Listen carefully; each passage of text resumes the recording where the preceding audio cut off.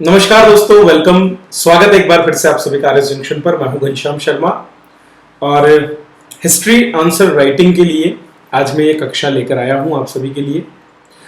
दरअसल दोस्तों, अगर हम आरएस परीक्षा के मुख्य परीक्षा के सिलेबस की बात करें तो वहां पर हिंदी का एक बहुत बड़ा भाग है जहां से प्रश्न पूछे जाते हैं और खास करके जो हमारा मॉडर्न हिस्ट्री है वहां से कई प्रश्न इसमें आते हैं।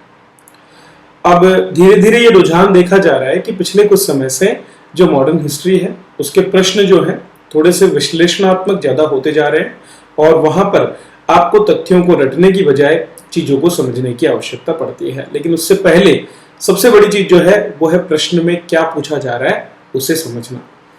तो चूंकि आईएएस में तो इस तरह का पैटर्न काफी लंबे समय से चल रहा है और धीरे धीरे आईएएस के पेपर बिल्कुल कंसेप्चुअल होते जा रहे हैं, लेकिन अब आरएस में भी वो पैटर्न हमको देखने को मिल रहा है। तो इसीलिए मैं आईएएस के जीएस पेपर में पूछे गए कुछ प्रश्नों पर जो कि आपकी आरएस की आगामी परीक्षा में उपयोगी हो सकते हैं चर्चा करने वाला हूं। तो भाग 1 के साथ हम शुरुआत कर रहे हैं और ऐसे अनेक प्रश्नों पर हम चर्चा करेंगे क्योंकि उत्तर लेखन की जो आपकी तैयारी है उसमें ये काफी सहायक साबित हो सकता है। तो आज हम आईएएस के जीएस पेपर फर्स्ट जो कि 2014 में हुआ था उसमें से एक प्रश्न में लेकर के आया हूं। बहुत अच्छा प्रश्न है जो काफी बड़े दायरे में बहुत सी चीजों को समावेशित अपने आप में करता है और इसका उत्तर भी सहज भाव से बिना किसी ज्यादा जानकारी के आसानी से दिया जा सकता है। तो चलिए शुरुआत करते हैं। तो उम्मीद करता हूं आप सभी से कि मेरा अगला वीडियो आने से पहले पहले आप इसे 1000 स्टूडेंट्स तक जरूर पहुंचाएंगे। तो दोस्तों, आपका सहयोग अपेक्षित है। मेरी तरफ से पूरी मेहनत होगी कि मैं आपको सबसे बेहतरीन जानकारी दूं और आपको किसी भी कोचिंग संस्थान की ओर जाने की जरूरत ना पड़े आपकी तैयारी के लिए, क्योंकि याद करने का काम आपको ही करना है, समझ आप ही को विकसित करनी है। शिक्षक और कोचिंग केवल आपकी मदद कर सकते हैं, जो काम मैं यहाँ पर करने का प्रयास कर रहा हूँ। तो हमारे पास में यहाँ पर एक प्रश्न है जिसका उत्तर खोजने का हम प्रयास करेंगे। ये प्रश्न संख्या 6 है जो जीएस पेपर 1 2014 में आया था और इस प्रश्न में पूछा गया था। तो आप यहां पढ़ सकते हैं, examine critically the various facets of economic policies of the British in India from mid 18th century till independence। 150 शब्द। देखिए, शब्द सीमा बहुत इंपॉर्टेंट है। आपके आरएस परीक्षा में भी आपको लगभग 100 शब्दों तक के ही प्रश्न पूछे जाते हैं। यहां तक कि हमारे जो 10 नंबर के प्रश्न होते हैं उनमें भी इतनी ही शब्द सीमा दी जाती है। तो ऐसे में अपने शब्दों में तारतम्य बैठा करके और बहुत ही चुने हुए शब्दों में उत्तर देना काफी मुश्किल होता है। तो उसी चीज की प्रैक्टिस करना भी आपके लिए काफी आवश्यक है और अगर आप उस प्रैक्टिस को सही तरीके से कर पाते हैं तो फिर परीक्षा में आप एक अच्छा उत्तर लिख के अच्छे अंक ले सकते हैं।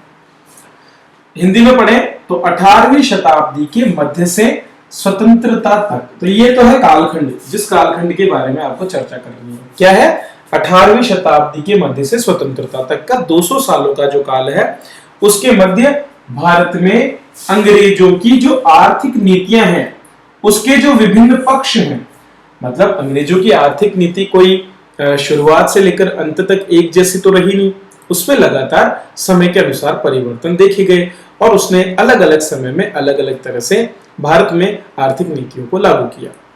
इनका करना है आपको समालोचनात्मक परीक्षण, मतलब क्रिटिकली एग्जामाइन करना है आपको। और आप काम क्या करेंगे? एग्जामाइन करने का। एग्जामाइन करने का काम कौन करते हैं? परीक्षक। देखा है ना आपने, आपके एग्जामिनर्स क्या करते हैं? आपकी कॉपीज चेक करते हैं, ठीक है, कॉपी को चेक करते हैं और फिर देखते हैं कि आपको कितने नंबर देने हैं।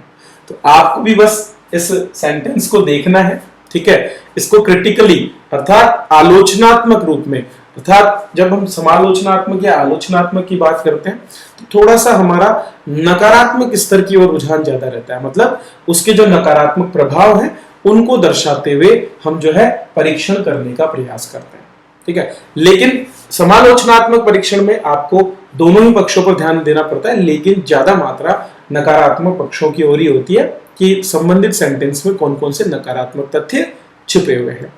तो चूंकि अंग्रेजों की आर्थिक नीतियां तो एक तरह से भारत के लिए नकारात्मक ही रही है, उनको हम अगर हमारी परिप्रेक्ष्य से देखें तो उन्होंने नकारात्मक प्रभाव देश पर छोड़े हैं, लेकिन उसके बावजूद कुछ उसके सकारात्मक पक्ष भी हैं जिनको भी आपको हल्का सा बताते हुए एक कंक्लूजन पर पहुंचना है और इसका मूल्यांकन करते हुए इसको मार्क्स देने कि हाँ, यहां तक इस स्तर तक जो है इसने लाभ पहुंचाए, लेकिन बड़े स्तर पर इसने इस तरह से देश को हानि पहुंचाई है।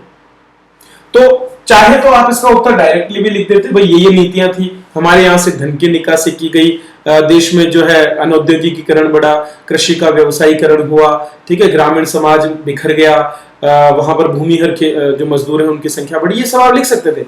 लेकिन क्या फिर आप वो नंबर पा सकते थे जिनकी आप उम्मीद कर रहे हैं? क्योंकि 10 नंबर के प्रश्न में अगर आप स्ट्रेटली केवल कमियां बता दोगे तो आपने परीक्षण कहां किया?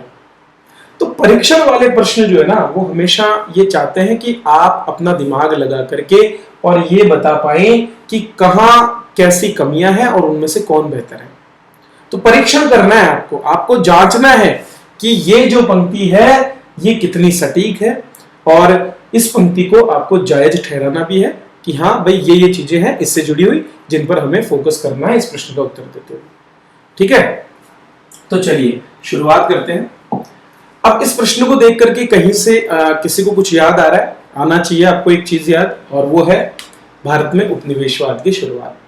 दरअसल ये पूरा का पूरा प्रश्न जो है उपनिवेशवाद के भारत में जो विभिन्न चरण हैं उनकी ओर हमको इंगित करता है। नहीं समझ में आया होगा अगर आपने उपनिवेशवाद को सही तरीके से नहीं पढ़ा है। उपनिवेशवाद एक प्रक्रिया है, ठीक है, जिसका उद्भव पूंजीवाद के तुरंत बाद में होता है, वाणिज्यवाद के साथ में होता है। ठीक है, भारत उपनिवेश था, एक कॉलोनी के रूप में था। ब्रिटिश भारत के जो ब्रिटिशर्स थे या यूरोप में जो ब्रिटिश क्षेत्र था उसके उपनिवेश के रूप में भारत को विकसित करने का प्रयास किया गया था, पहले ब्रिटिश ईस्ट इंडिया कंपनी द्वारा और बाद में क्राउन के द्वारा। तो दो भाग होते हैं उपनिवेशवाद के, एक वो देश जहां पर साम्राज्यवाद की वजह से जो है विकास होता है तेजी से, और दूसरा वो देश जो उस विकास में योगदान करता है। भारत ऐसे ही एक देश के रूप में था।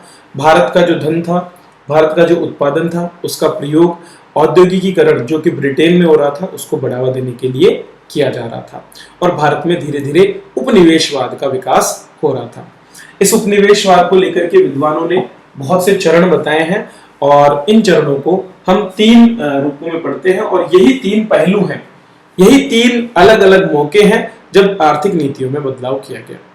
कहने को तो अंग्रेज देश में 1612 में ही आ गए थे, लेकिन 1612 में जब ये यहाँ पर आए तो उस समय ये एक कंपनी के रूप में आए, यहाँ पर व्यापार करने के लिए आए।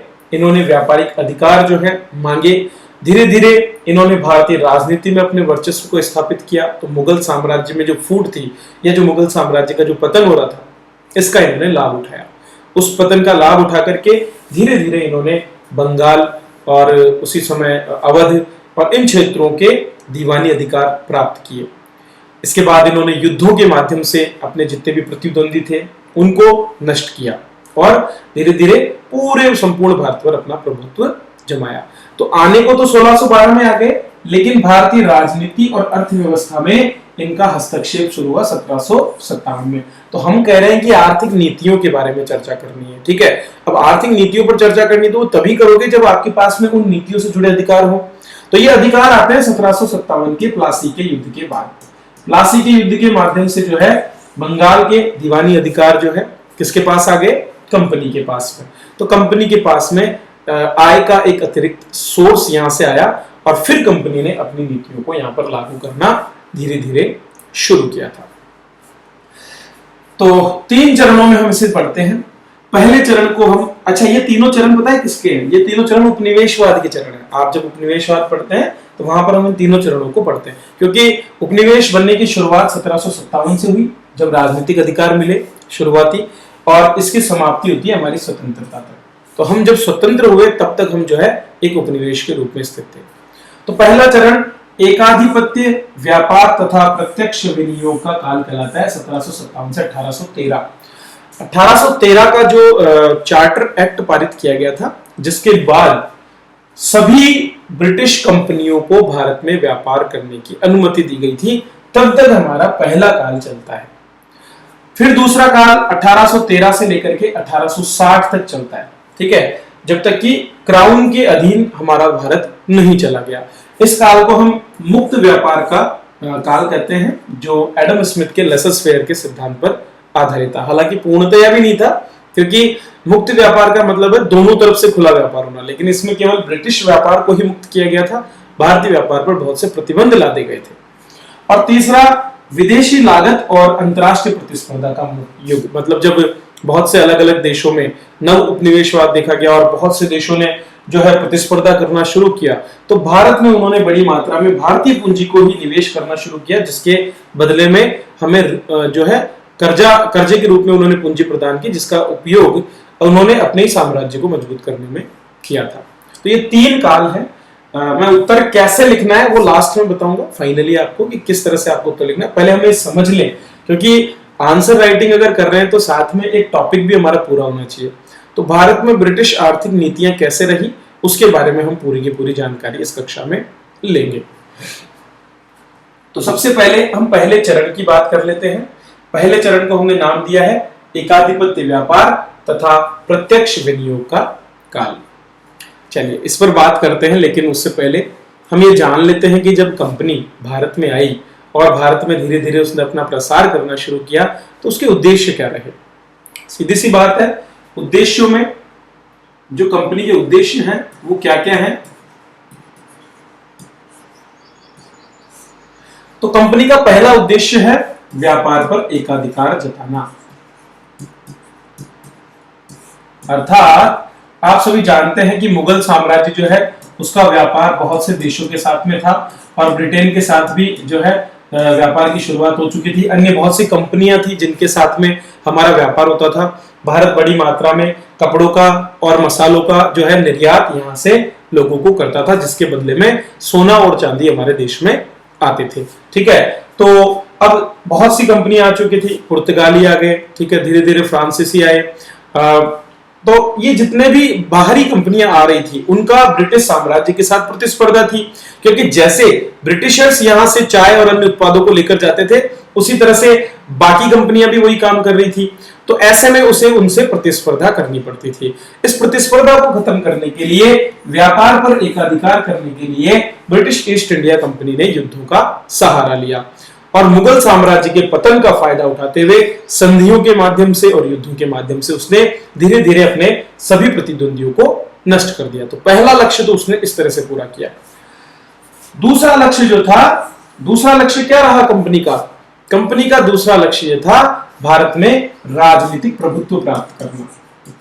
तो मुगलों को हरा करके और राजनीतिक प्रभुत्व भी उन्होंने यहां पर प्राप्त किया। क्यों? ताकि राजनीतिक प्रभुत्व प्राप्त करके वे उन दीवानी अधिकारों को प्राप्त कर सके जिन दीवानी अधिकारों से उनका व्यापार आगे बढ़ सकता था। तो उन्होंने यहां पर यह राजनीतिक प्रभुत्व भी प्राप्त कर लिया। इस राजनीतिक प्रभुत्व को प्राप्त करने से क्या फायदा हुआ? कंपनी को मिले राजस्व को वसूल करने के अधिकार। अब कंपनी ने धीरे धीरे राजस्व वसूलना शुरू किया। तो इस राजस्व का प्रयोग कंपनी ने किसके लिए किया? कंपनी ने इस राजस्व और अपने राजनीतिक प्रभुत्व दोनों का प्रयोग किया ब्रिटेन को जो कपड़े सप्लाई होते थे उनको कम दाम पर खरीदने के लिए। तो इन्होंने अपने राजनीतिक प्रभुत्व का प्रयोग करते हुए और जो राजस्व प्राप्त हुआ उनका प्रयोग करके जो भारतीय बुनकर थे, जितने भी हमारे भारतीय बुनकर थे, उनको कम कीमत पर कपड़े बेचने के लिए बाध्य किया।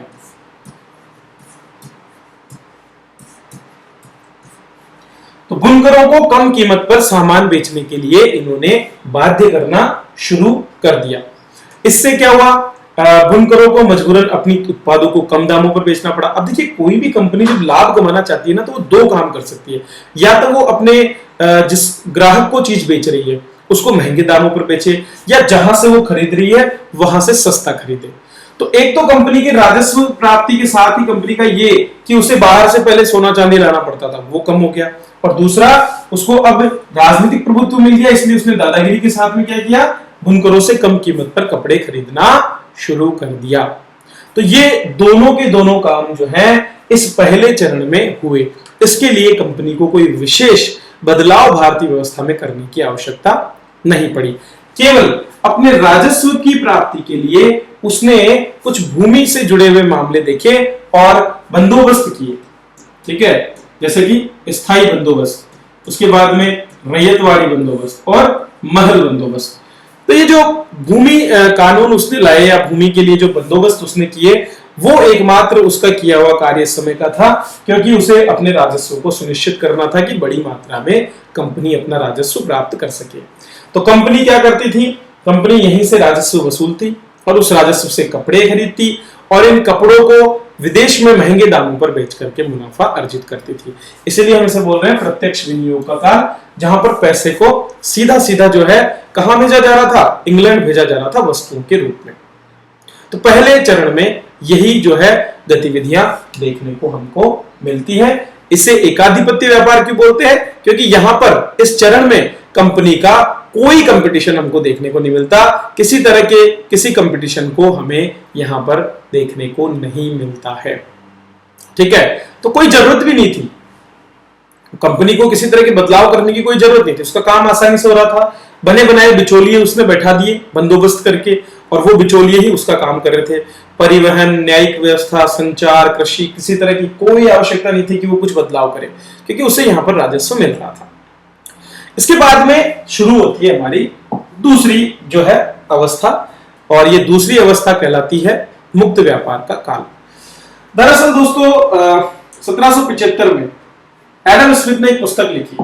ठीक है, एडम स्मिथ जो है उनके द्वारा एक पुस्तक लिखी गई थी जिसका नाम था drain of wealth. Drain of wealth पुस्तक में उन्होंने मुक्त व्यापार का सिद्धांत दिया, लेसेस फेयर की थ्योरी जो है उन्होंने दी, और उन्होंने कहा कि जो व्यापार है उसको सरकार से मुक्त कर देना चाहिए। मतलब किसी भी तरह से प्रशासन का इस पर नियंत्रण नहीं होना चाहिए, व्यापार को खुले रूप से आगे बढ़ने देना चाहिए, किसी तरह से जो है उस पर कोई रुकावट या कोई रोक नहीं होनी चाहिए। क्यों? क्योंकि इंग्लैंड में औद्योगिकीकरण की शुरुआत 1813 में हो रही थी, और 1813 में जब औद्योगिकीकरण की शुरुआत हुई तो बड़ी मात्रा में जो है वहां पर उद्योग धंधे स्थापित होने लगे। क्योंकि उनको वहीं पर मजदूर तो मिल रहे थे, लेकिन इंग्लैंड को जरूरत थी कच्चे माल की, और ये कच्चा माल आता था भारत से। तो भारत को कच्चे माल के बाजार के रूप में विकसित करना इनका उद्देश्य था। ठीक है, और इसीलिए इन्होंने भारत में कच्चे माल के उत्पादन पर जोर देना शुरू किया। लेकिन ये काम कैसे किया जाए, इसके लिए इन्होंने क्या किया, भारत का जो तैयार माल था उस पर बड़ी मात्रा में क्या लगा दिए, बहुत से कर लगा दिए। ठीक है, तो भारत के उत्पादों पर कर थोप करके कैसे किया, पहला भारत के उत्पादों पर कर, भारत के तैयार उत्पाद पर अत्यधिक कर।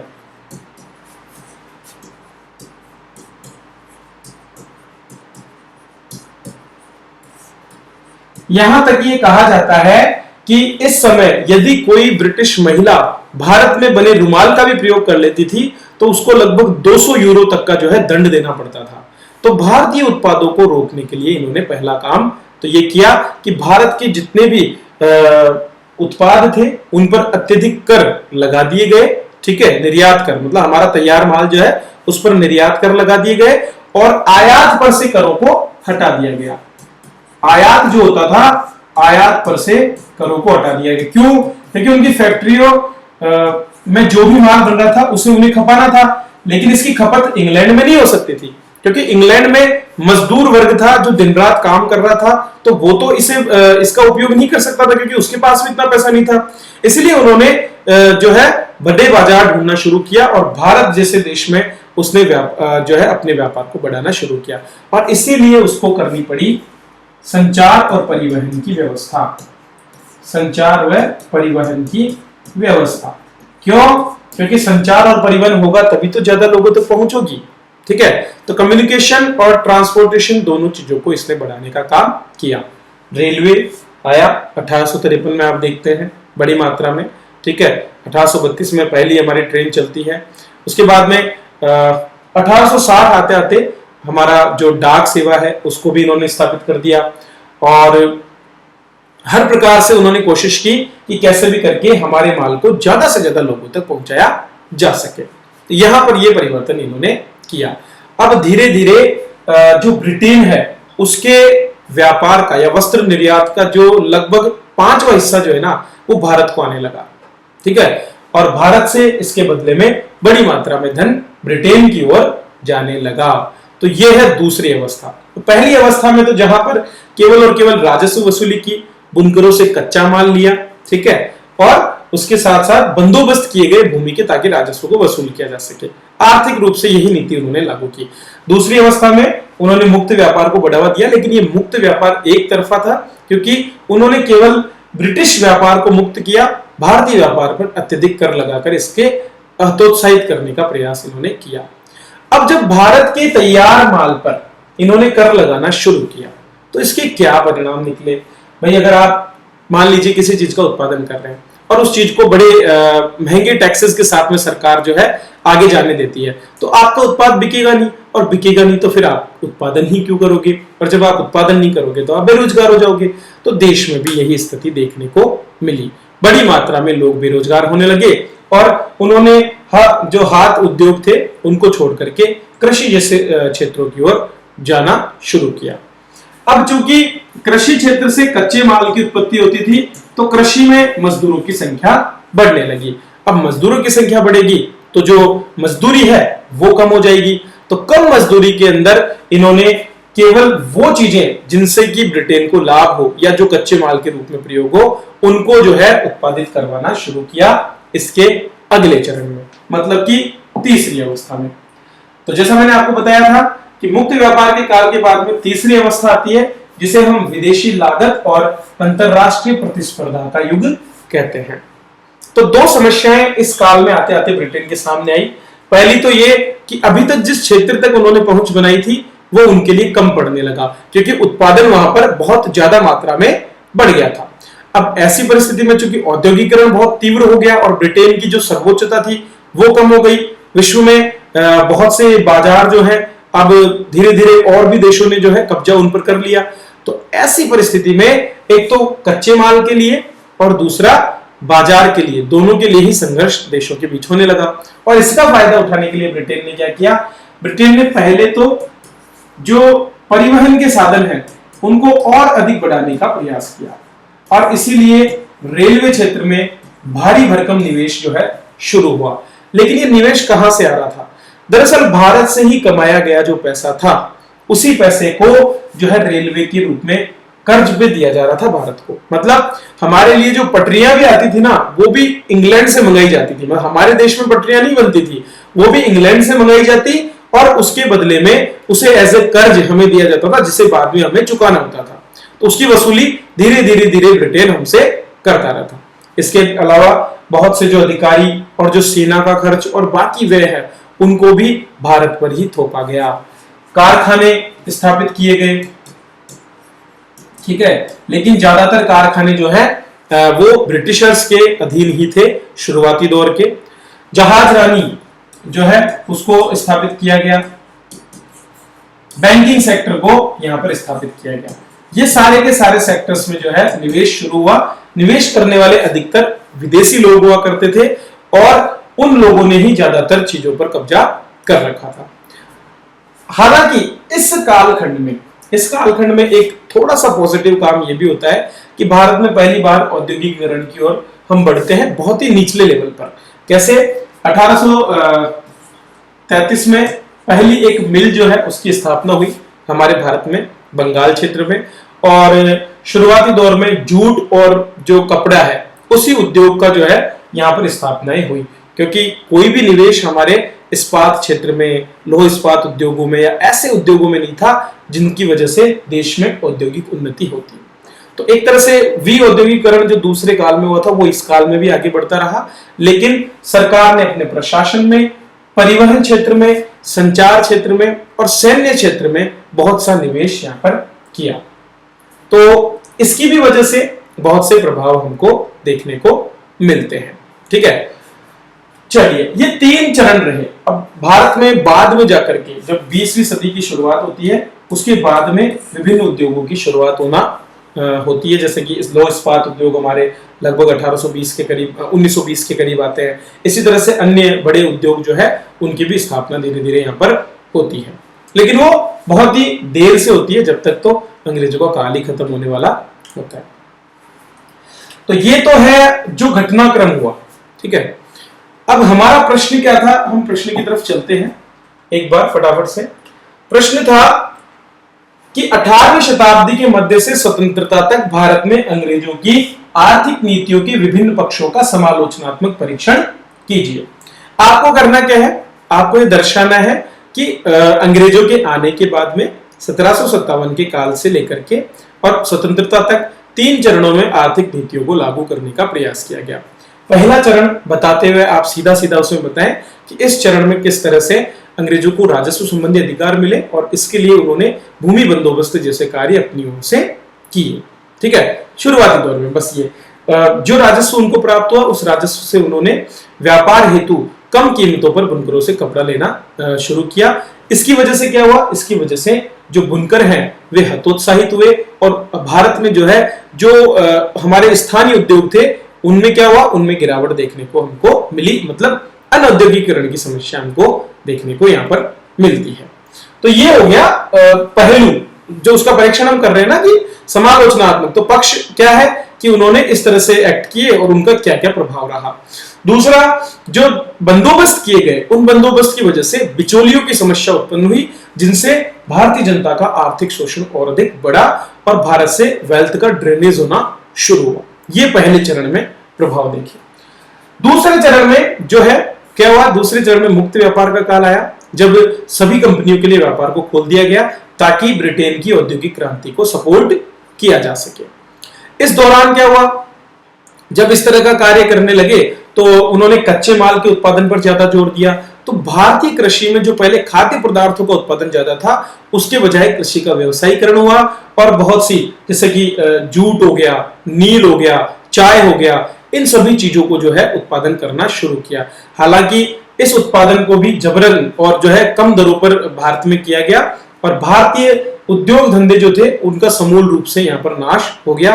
जो भी कच्चे हथकरघा उद्योग थे या जो कपड़ा बनाने के उद्योग थे वो सारे के सारे स्थानीय स्तर पर ग्रामीण क्षेत्रों तक नष्ट होना शुरू किए गए। दूसरा, शुरुआत इन्होंने परिवहन और संचार के लिए की तो धीरे धीरे परिवहन और संचार की व्यवस्था में वृद्धि हुई। तो ये पॉजिटिव भी है।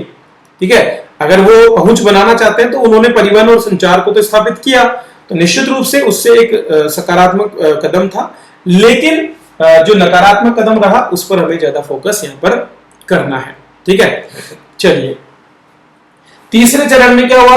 तीसरे चरण में जब हमने पूंजीवादी जो विदेशी लागत का सिद्धांत हमने देखा तो 1860 के बाद में लगातार जो है बड़ी मात्रा में निवेश भारत में किया गया। लेकिन ये निवेश केवल और केवल अंग्रेजों को लाभ पहुंचाने के लिए था, खास करके प्रशासन को मजबूत करने के लिए, सैन्य शक्ति, क्योंकि 53% पैसा सीधा सेना पे खर्च होता था, सैन्य शक्ति को मजबूत करने के लिए था और जो तैयार माल था उसको ग्रामीण क्षेत्रों में अंदर तक पहुंचाने के लिए था। अब ग्रामीण क्षेत्रों में जब इनकी पहुंच बन गई तो ग्रामीण क्षेत्रों से भी जो हमारे बुनकर थे वो भी नष्ट होने लगे और ग्रामीण समाज धीरे धीरे जो है, चूंकि उनके पास में कोई काम धंधे तो रहे नहीं, कृषि में भी उनसे जबरन जो है केवल व्यवसायीकरण करवाया गया, कृषि में व्यवसायिक चीजों की खेती करवाई गई। तो ऐसे में वे धीरे धीरे भूमिहीन कृषक हो गए। क्यों? क्योंकि ज्यादातर भूमि को बड़े चाय बागानों मालिकों और जूट मिल के मालिकों द्वारा खरीद लिया गया ताकि वे सस्ते दर पर लोगों से श्रम प्राप्त कर सके और उससे कच्चा माल भी प्राप्त कर सके। तो ग्रामीण क्षेत्र में लोगों पर, ग्रामीण समाज पर काफी भयंकर प्रभाव पड़ा और आपको जानकर के आश्चर्य होगा कि 1960 तक जब हम आजाद हुए ना, तब तक हमारे यहाँ पर प्रति व्यक्ति आय जो है केवल 20 रुपए प्रति वर्ष थी, जबकि इंग्लैंड में 1860 में ये $24 प्रति व्यक्ति हुआ करती थी। तो 100 साल पहले भी वो हमसे काफी आगे उस समय हुआ करते थे। तो ये चीजें आपको बतानी है और बताना है अंत में क्या कि 200 साल तक अंग्रेजों की आर्थिक नीतियों ने भारत से बड़ी मात्रा में धन का प्रवाह इंग्लैंड की ओर किया और इसने जो समृद्ध भारत था उसको गरीब और अनऔद्योगिकीकृत और व्यवसायीकृत कृषि वाले पिछड़े ग्रामीण समाज के रूप में भारत में हमें वो छोड़ करके गए या वो उसका परिणाम रहा है। तो इस तरह से अगर आप इसका उत्तर देंगे तो निश्चित रूप से आप जो है अच्छे अंक प्राप्त कर सकते हैं, क्योंकि यहां पर आपने लगभग जितने भी पहलू हैं उन पर चर्चा कर ली है। तो यही कोशिश आपको करनी है, चीजें आपके दिमाग में होनी चाहिए। आंसर राइटिंग करना जरूरी नहीं है, उत्तरों को सही तरीके से समझना और उनको दिमाग में बैठाना ये बहुत इंपॉर्टेंट है। तो दोस्तों इसे लाइक कीजिए, ठीक है, और शेयर कीजिए अपने दोस्तों के साथ में। अगला एक और प्रश्न में लेकर के आऊंगा, इसी तरह से हम चर्चा करेंगे। कुछ और बदलाव अगर आप चाहते हैं तो वो भी आप मुझे बता सकते हैं, मैं प्रयास करूंगा। चलिए, धन्यवाद।